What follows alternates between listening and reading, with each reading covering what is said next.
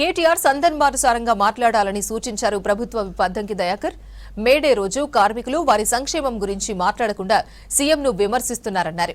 3 ఏళ్లలో ప్రజాప్రభుత్వం కార్మికుల కోసం ఎన్ని చట్టాలు చేసిందో తెలుసుకోవాలన్నారు. 10 ఏళ్లు పాలించిన బీఆర్ఎస్ కార్మికులకు ఏం చేసిందని ప్రశ్నించారు. ఇలాంటి చిల్లర మాటలతో బీఆర్ఎస్ సున్నా స్థాయికి చేరిందన్నారు అద్దంకి దయాకర్. మేడే రోజున కూడా బుద్ధి లేని మాటలు మాట్లాడుతున్న కేటీఆర్ కనీసం సందర్భాన్ని బట్టైనా సరే మాట్లాడడం నేర్చుకుంటే మంచిది.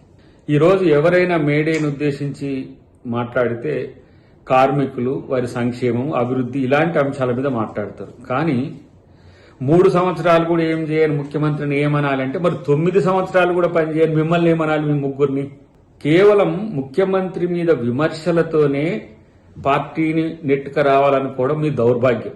కనీసం ఏం చట్టాలు చేసిందో కూడా తెలియని ప్రజాప్రతినిధులు.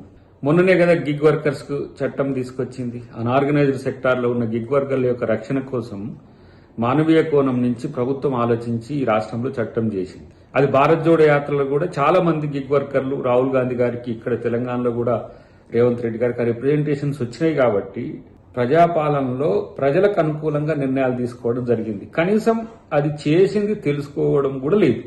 కార్మికుల గురించి, కార్మికుల యొక్క చట్టాల గురించి కనీసం అవగాహన లేదు. వాళ్ళ యొక్క సంక్షేమం గురించి పట్టించుకోలేదు. మున్సిపల్ శాఖ మంత్రిగా ఉన్నప్పుడు చూసినాం కదా, హైదరాబాద్ లో ఉన్న కార్మికుల మీద ఎట్లా బిహేవ్ చేసింది, ఏ విధంగా వాళ్ళని కర్కశంగా ఉన్నది.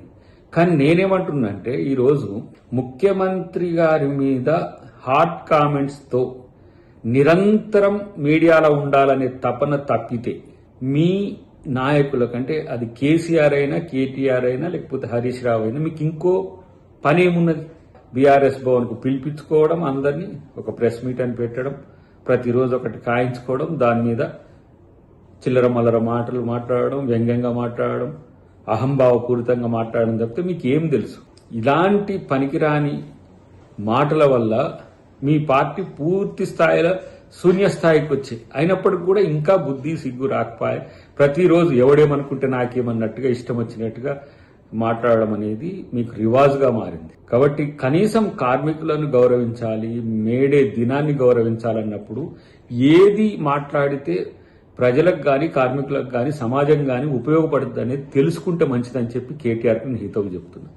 ముఖ్యమంత్రి మీద, ముఖ్యమంత్రి కుటుంబం మీదనో, ముఖ్యమంత్రి యొక్క ఆలోచనల మీదనో మీరు చేస్తే ఆయన దూసుకపోతున్నవైనా మీకు కనబడతలే. క్షేత్రంలో ప్రజల్లో ఒక ప్రజానాయకుడిగా ఎదుగుతున్న తీరు మీకు నచ్చకనే ఇలాంటి పిచ్చి ప్రేలాపనలు చేస్తున్న తప్పితే మరొకటి లేదు. కాబట్టి ఇలాంటి ప్రకటనలు మానుకోవాలని చెప్పి నేను కోరుతున్నాను.